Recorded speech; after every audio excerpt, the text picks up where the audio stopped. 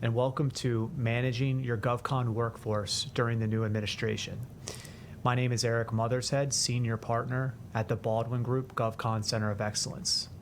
At the Baldwin Group, we work with hundreds of federal contractors all around the country, helping them with employee benefits, commercial insurance, and retirement. We are live from Tyson's Corner in the studios of BLC Digital Strategies, the media affiliate of Berenzweig Leonard law firm, for our second GovCon webinar. And today we're covering some major workforce changes and trends that we're seeing in the second Trump administration. We will also cover 2 executive orders that were recently released and the impacts on your workforce. I'm thrilled to be joined today by Lindsay Moore, BOOST, and Seth Berenzweig Leonard Law. Lindsay, do you want to get us kicked off with an intro? Yes, hi, I'm Lindsay Moore. I'm the Director of HR and Recruiting at BOOST. We provide back office support for government contractors in the areas of accounting, finance, contracts, procurement, pricing, HR, and recruiting. Thanks for having me. Seth? And good afternoon, everyone. I'm Seth Berenzweig. I'm a co-managing partner of our law firm here, Berenzweig Leonard. I'm sitting in for Declan today. I got a little bit jealous that Declan was having all the fun, so I'm hiding him for a few hours today, and I'm just jumping in to enjoy the conversation and take part in the podcast. So thanks for having me. Yes. Thank you, Seth.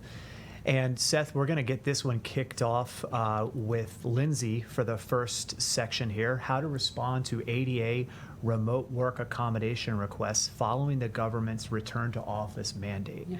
So Lindsay, would you like to talk a little bit about best practices and policies? Yeah, so you definitely want to have an ADA policy in place. And you need an interactive process as well. We are experiencing a lot of clients coming to us with more and more of these ADA accommodation requests.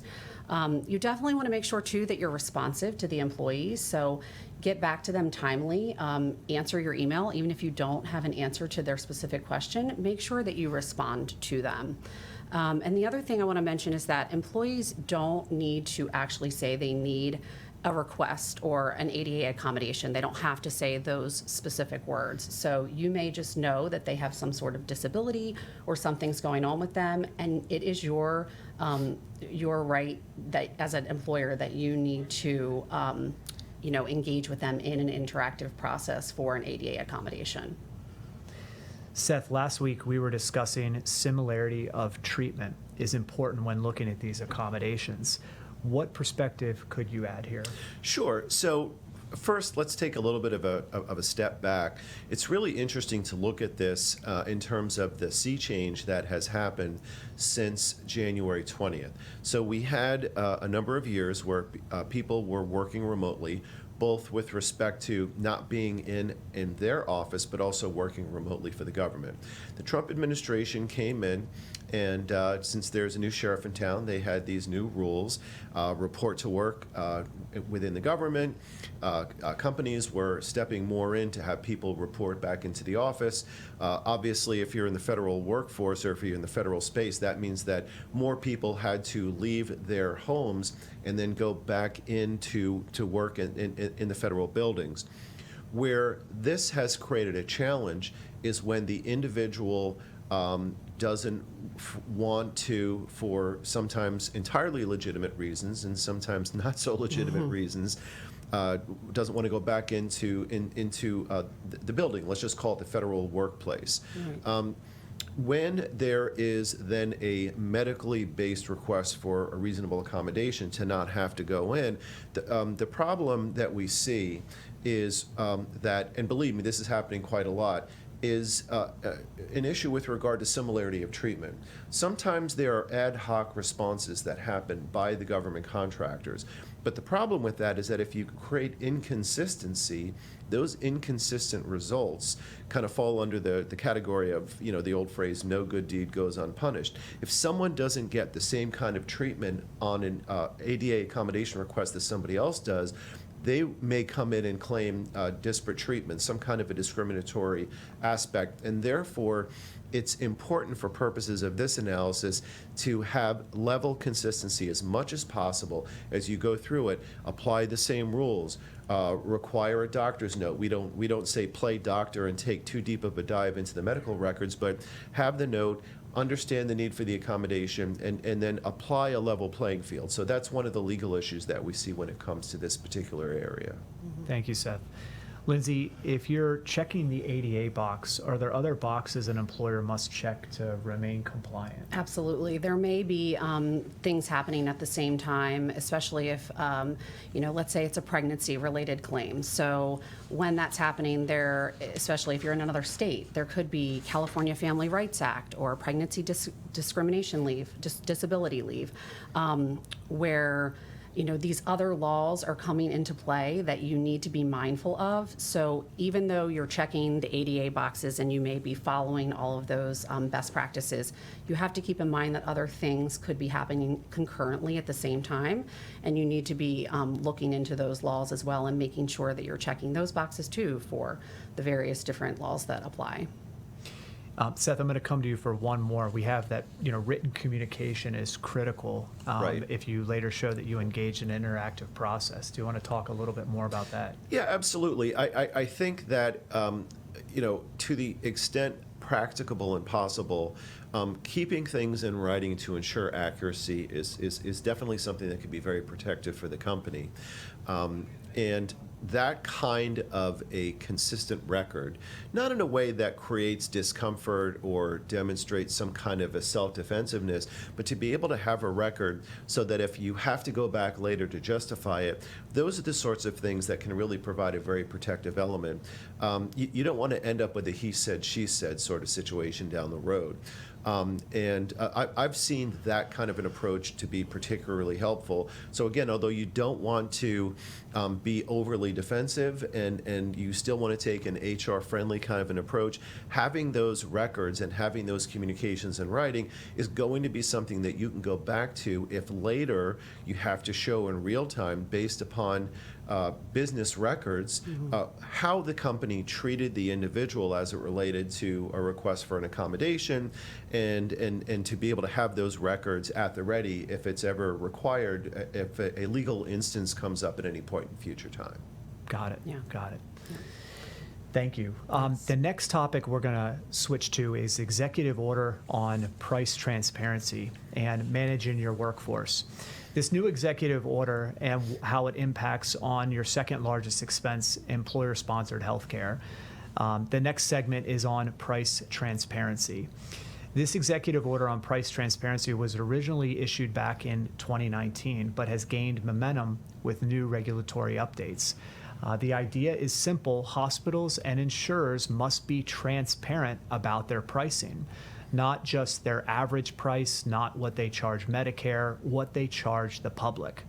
These are two big components in the executive order. Hospitals must post negotiated rates with insurance plans, and they must post on their website up to a minimum of 300 goods and services and what the prices are. Things like colonoscopies, x-rays, outpatient surgeries. Insurers are also going to be required to be more transparent given this executive order. They are going to be required to post their in-network negotiated rates. They're going to be required to put out their out-of-network allowable expenses.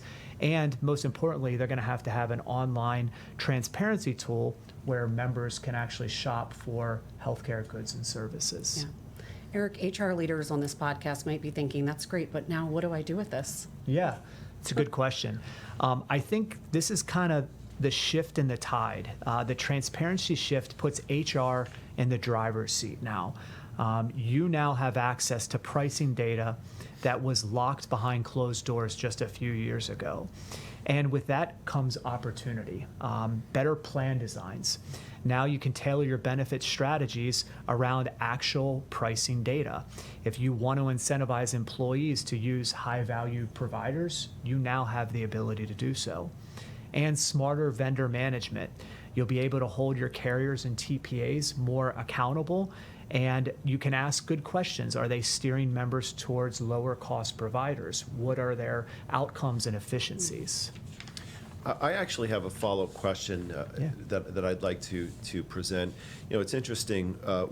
We see companies heading into renewal season, and as a number of companies in the federal space are now looking at this as we're deep into the summer, do you think that this executive order will have an impact right away? I don't think it's going to have an effect right away, because right now hospital systems and insurers are kind of slow to comply, and the federal government is starting to put in some penalties and some pressures, but it's not really taking effect right away.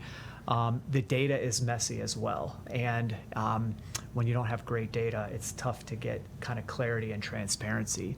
And employee behavior, as you know, dealing with employees all the time, employee behavior and change takes time. Employees can shop for care, doesn't mean that they actually will, unless you guide them. So there's some really good actionable items for HR. Things like talk to your carrier, talk to your TPA, see if they have the price transparency tool available. Educate your employees, even if it's a simple email campaign or a webinar can go a long way. Explore vendors. There's a lot of vendors out there that have price transparency rules for your employees. And then rethink your strategy. I think the takeaway for this executive order is the tides are really changing here, and having price transparency is very important. Healthcare is an industry where you never really knew where money was being spent. And this executive order, while it's not perfect, it's going a long way to making things a little bit better. Interesting. Definitely. Next, we're going to shift gears to tips for navigating the growing trend of remote employees double dipping by secretly working multiple jobs. Gotta love it. Seth, you're not working a multiple job, are you, secretly? None that I'll talk about on the air. Seth, I'm going to pitch to you, what unique legal risks apply here? Yeah, so this is another interesting example in the conversation today about kind of going into the post-January 20th phase, and with the return to work and with the requirement of being more visible, there have been some, shocking, wait for it, discoveries that people are actually double dipping, having two jobs at the same time. This is a real serious problem, not only because of the obvious issue that your employee, if it's happening, is engaging in fraud, but from the company level, this really exposes the company to significant potential legal exposure. So, for example, consider liability under the False Claims Act. If you're recording hours for your employee and you're logging and billing the government for 8 hours a day, when actually this individual is working 4 hours a day and is otherwise having a great time as 4 hours as a dog walker, that's false pricing. That's a false claim. The elements and the penalties under the False Claims Act for the company are pretty severe and can even lead to debarment. So this is a really important issue. It has never ceased to surprise me how frequently we've seen this with our clients. So, looking at it and really reflecting on it's kind of a big deal. Yeah, you mentioned to me that sometimes people will go so hard and work so difficult to work two positions versus actually focusing on their main position. Yeah, they'll put more effort, and again, this is a very small minority, hopefully, but there are some people that will put more effort into engaging in fraud to not work than actually putting in the effort to do the job. Yes. So, but, in the world of HR, that's just one of the many challenges that we face. Yes. Lindsay, are there ways you can avoid this? Anything you can do to prevent this? Yeah, so we have had this happen at Boost, and I have clients calling me about this. First of all, I would say trust your gut. Whatever you see happening during the interview process and before employment, more later. I always say that, more later. So just keep that in mind. We also implemented a strategy at Boost where we ask our consultants, obviously, to put Boost as their employer on their LinkedIn. So we discuss this with our candidates now during the recruitment process, so that we're very clear about it and that they know that we are going to be asking this. That is often how we've discovered that these people are doing this, because they won't change their LinkedIn. So then our clients are asking us, I don't see that person working for you, they're working somewhere else. And that's obviously not a good look. So we discuss that now during the interview process as well as on their first day of employment. And I think that has helped just get right into it and get right to the point right away. Also, references. References, you can go back and forth and say, well, people give you their best reference usually, but we have also gone above and beyond to really check the references too that people are providing to us. Sometimes people were providing references that obviously weren't their past supervisors, but they were also maybe a friend. So we're going as far as looking to see, is the reference actually working at the place where this candidate said that the reference was working to? Can we see their LinkedIn? Does the reference have a fake LinkedIn? Which we've had that happen too. So it's more than just calling Bob and saying, "Hey, Bob, what do you think about Larry?" You've Right. got to look into Bob too, right? Exactly, Yeah. exactly. And so just seeing, if they're telling the truth about, about the references too. But having those conversations up front and including something in your recruitment process, I think is definitely really important. We've also added stuff and a policy into our handbook about double dipping, because we've had this happen and it is so frequent. And when this happened recently with a client, they called me, and it was actually their HR person who was doing it. And they called me and they said, we just have this feeling, again, he won't change his LinkedIn. And I said, really, I think you should trust your gut on what you're seeing. He's not meeting deadlines, deliverables aren't happening.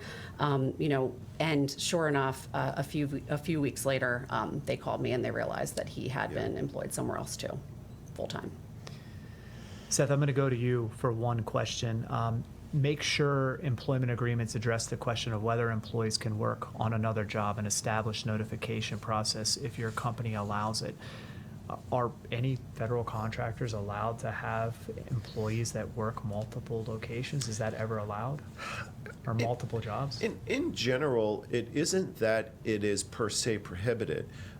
However, it is very inconsistent with and goes very much against the grain with regard to meeting the employee's duty, fiduciary duty of loyalty and fidelity to the company.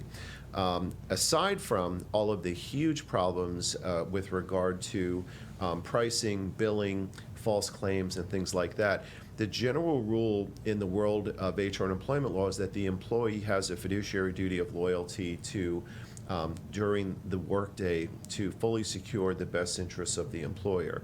So I find it to be, in my practice, it's very unusual to see any provision in an employment agreement, in a handbook, that allows part-time or outside work. And frankly, I would recommend that companies have a provision that makes it very clear, no moonlighting.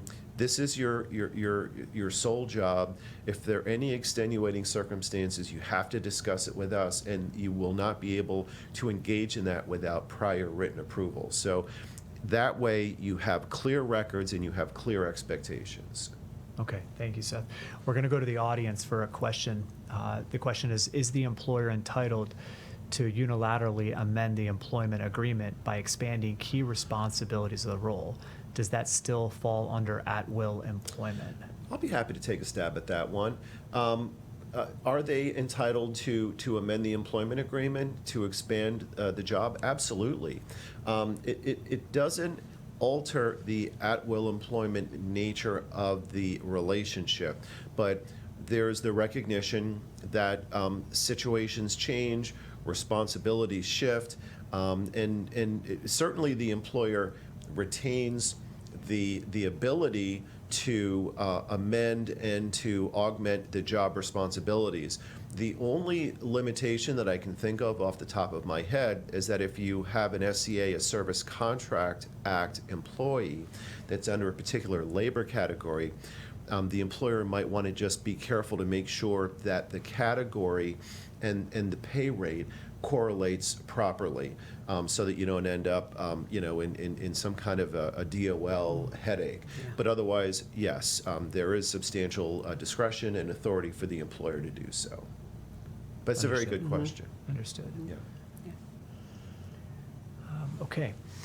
So the next topic we're going to touch on is the executive order for most favored nation pricing for prescription drugs.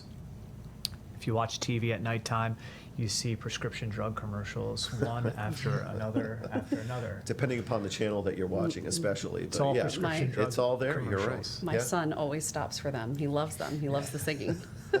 So Catchy. the fun thing is to actually Google the name of the prescription medication and see Yeah. if you can guess what the price is. It's Yeah. not going to Yeah. be cheap. Yeah. Right? No. All right, the executive order really gets into the weeds here, so if you guys could follow me for a minute. Back in late 2020, the federal government issued the executive order called Most Favored Nation Pricing for Prescription Drugs. And the goal was for the U.S. to stop overpaying for medications compared to other wealthy countries. Here's the kicker. Under this policy, Medicare would only reimburse drug manufacturers at the same rate where they paid other countries for the same medication. Actually, the Organization for Economic Cooperation and Development is the entity that they looked at to see what was the kind of floor for those drug medications. That was called the Most Favored Nation rule. And essentially it said, why is France, Canada, why are they paying significantly lower price for the exact same medications, $100, $150, whereas Americans are paying $600? It was originally aimed initially at Medicare Part B drugs, which are often infused by physicians and hospitals for cancer medications and very expensive biologics and specialties. But the goal of the executive order is to leverage worldwide drug prices and use it to lower prices for U.S. citizens. This is great for Medicare, Eric, but what about the rest of us in the GovCon space? Yeah, that's a great question. The reality is the executive order was geared towards Medicare, but it is a sign of where the market is heading. And employers should really pay attention to this. It sets a pricing precedence. If Medicare is looking at international pricing for medications, and they're using that as the market for where medication pricing should be, we think that's actually going to flow down to small employers and to healthcare plans for our federal contractor clients. It shines a light on specialty medication. When we're watching TV at night, those are all specialty medications. Those are not generics. And specialty medications cost employers millions of dollars year after year. And it signals bipartisan frustration. Whether you're red, blue, or in between, everyone can agree that drug prices in America are not sustainable. And just to be clear, this is an executive order, right? So the original rule was delayed and legally challenged, and I know that Big Pharma has a lot of lobbyists and Yeah. a lot of money, and I know that these executive orders don't mean that this is the law of the land. Is that right, Seth? Yeah, so,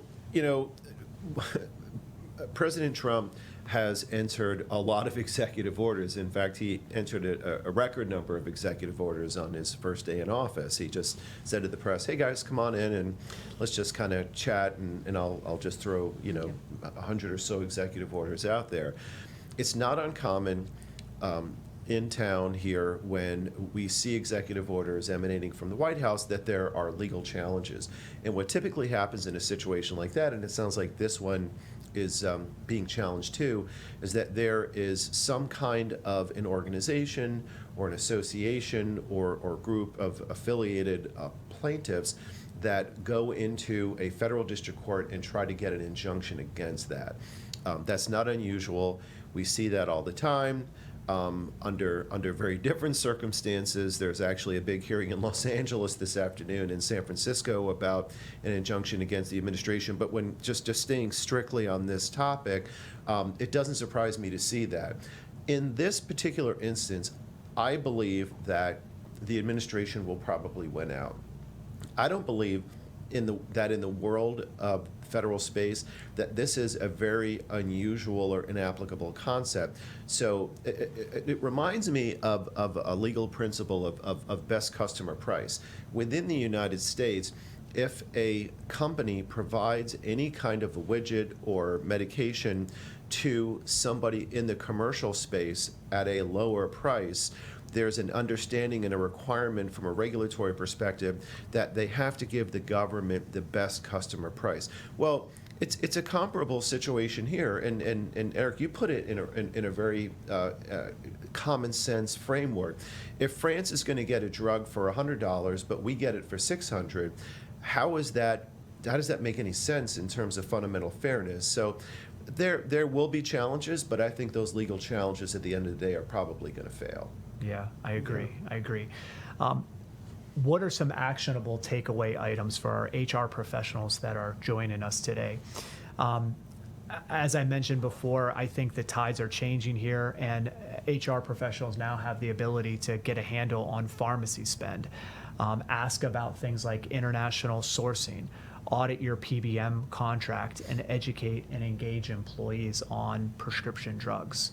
And that's really what we're advising our clients. Absolutely.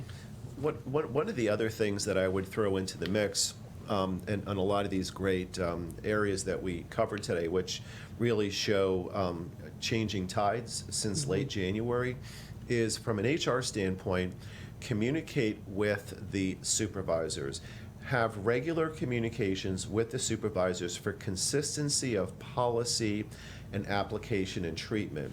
Because really, when it flows down to the employee with regard to the things we talked today about consistency on messaging and results and outcomes and keeping things at times in writing to ensure accuracy, make sure that those are messages that really also get flowed down from HR to the frontline managers. Because if you maintain that policy and culture and you have that consistency, it's really going to put the company in a much better position. Absolutely. Yeah. We are still talking to clients that don't have handbooks or policies in place a lot of times. So it blows my mind when I hear that. Yeah. And obviously some clients are very small, so they're just, getting started. They don't have a lot of employees, but, even if you have a handful of employees, I think it's very important, especially if you're in multiple states. Again, we talked about this on the last podcast. There's so many regulations that you have to follow, so it's really important to understand that and know that when you have, employees in multiple states, and it is important to have these policies in writing. You raise a great point, and if I may just raise one final thing. Employee handbooks are great to have, and it's important. But I would encourage companies to consider a brief legal review of the handbook. Has your handbook been reviewed post-January 20th? Yeah. I'll give you an example.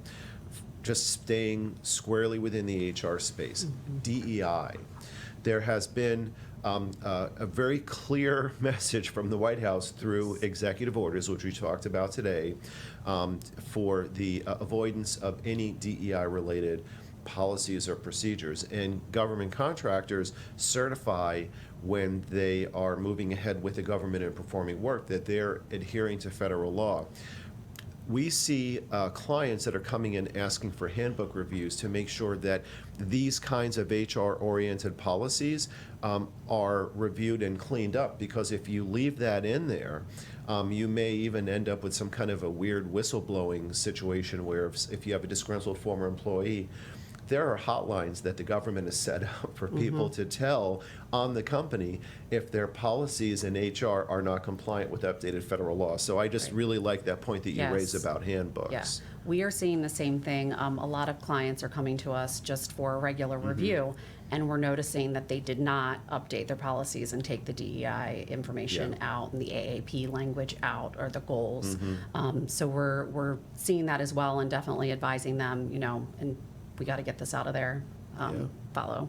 But I think we're still, are you guys still recommending that companies track that data? Because I think in our last podcast we talked about don't stop tracking it Right. because of certain. Yeah, definitely, we were saying still track the information and Okay. keep track of the data, but they should be removing the language out of their policies, especially, we've had some clients that had EEO policies that talked a lot about their affirmative action plan goals. So we wanted them, that information should come out. There shouldn't be those affirmative action plan goals specifically for minorities or women left, in those policies any longer. So we should get that information out of there. The only exception to that, which is a limited exception, is for veteran status Right. and disability. Yes. Otherwise, again, new sheriff in town. Yes. So, Exactly. yeah. Yeah. Well, that's great, guys. I really appreciate your insights on Yes, those me too. workplace thoughts and issues that we were talking about today.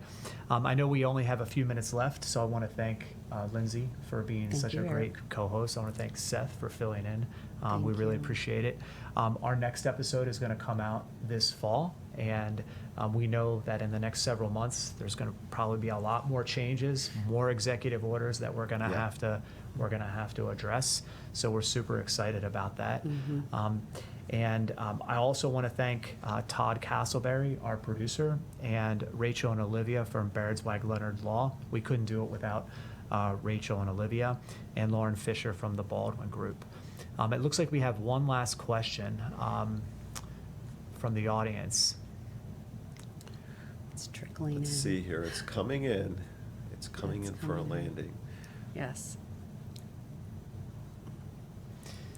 Is Yeah. there an ERISA fiduciary duty for employers to strive for the most affordable rights? Oh, coming in. Rates. Affordable rates.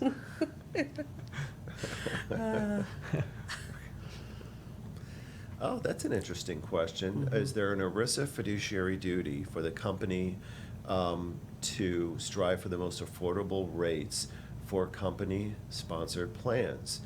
And there's still more. See, you guys run such. This is why I stole Declan's seat. People will literally not let you get off the air. They want to continue to put more questions up. So I may have to bust in sometime. Can employees hold an employer accountable for not shopping rates? I'll take a stab at this. But wait, there's more. Is there more? There's more. Okay. Okay, so while there's more feedback, I'm going to take a stab at this. First of all, I love the question. I think that it's really kind of a groundbreaking question because you have these new policies. Let's think about this out loud. You have these new policies, and then you have these requirements for transparency and pricing in order to be able to get pricing down. ERISA and group health plans and that whole web of obligations under federal law do pose fiduciary obligations to protect the best interests of the members of the plan.